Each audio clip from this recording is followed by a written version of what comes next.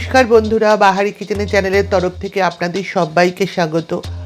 আজ আমি আবার চলে এসেছি একটি নতুন রেসিপি নিয়ে। আজ আমি আপনাদের করে দেখাবো কই মাছ ভাপা।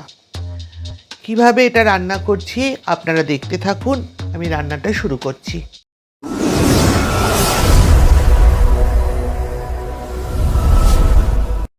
কই মাছ ভাপা করবার জন্য আমি এখানে 7টা কই মাছ নিয়ে নিয়েছি।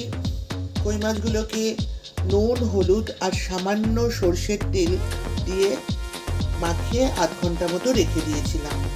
এবার আমি রান্নাটা একে একে শুরু করছি। প্রথমে আমি একটা মশলার পেস্ট তৈরি করে নেব।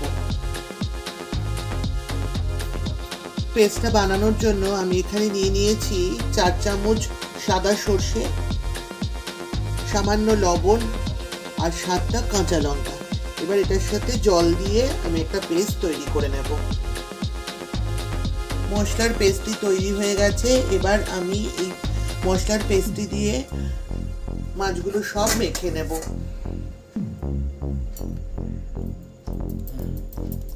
সর্ষে, কাঁচা লঙ্কা আর লবণ দিয়ে যে পেস্টটা বানিয়েছিলাম সেটা মাছটার উপরে সম্পূর্ণ ঢেলে দিলাম।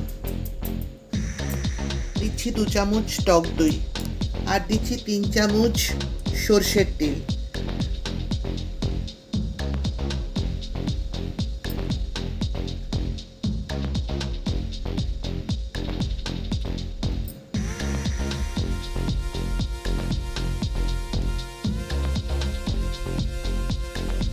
এবার সবগুলো একসাথে ভালো করে মেখে নেব।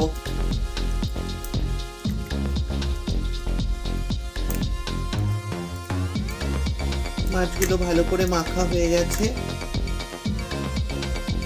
এবার আমি একটা টিফিন কৌটো নিয়ে নিলাম। তার মধ্যে একে একে মাছগুলো সব সাজিয়ে দিয়ে দিচ্ছি।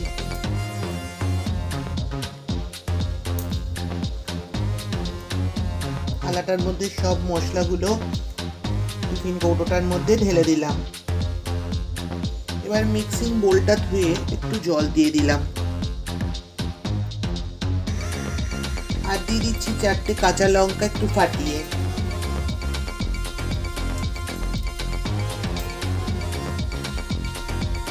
আর ওপর দিয়ে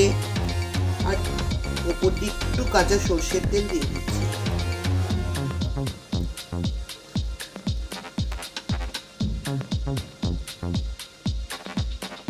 এবার ঢাকনাটা দিয়ে দিলাম। গ্যাসের উপর একটা কড়াই বসিয়েছি, তার উপরে একটা ঝিক বসিয়ে দিয়ে কড়াইটার মধ্যে আমি জল দিয়ে দিচ্ছি। এই মগটার 1 মগ জল দিয়ে দিলাম। এবার আমি টিফিন কৌটোটা এই ঝিকটার উপর বসিয়ে দিচ্ছি। আরো একটু জল লাগবে, আরো 1 মগ জল দিয়ে দিচ্ছি। এবার গ্যাসটা অন করে দিলাম।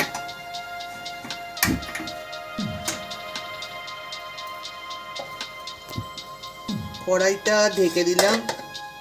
এইভাবে 10 থেকে 12 মিনিট হবে আর ফ্লেমটা লো টু মিডিয়ামে রেখে দেব। 12 minutes later 12 মিনিট পরে আমি গ্যাসটা বন্ধ করে দিয়েছিলাম বন্ধুরা।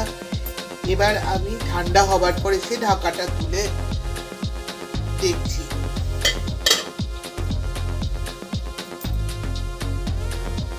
ঢাকাটা তুলে দেখব।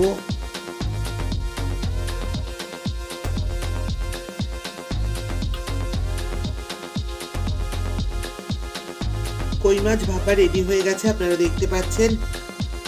মাছগুলোকে দেখা যাচ্ছে না কারণ আমি একটু ঝোল রেখেছি, তাই ঝোলের তলায় মাছগুলো চাপা পড়ে গেছে, হালকাভাবে দেখা যাচ্ছে।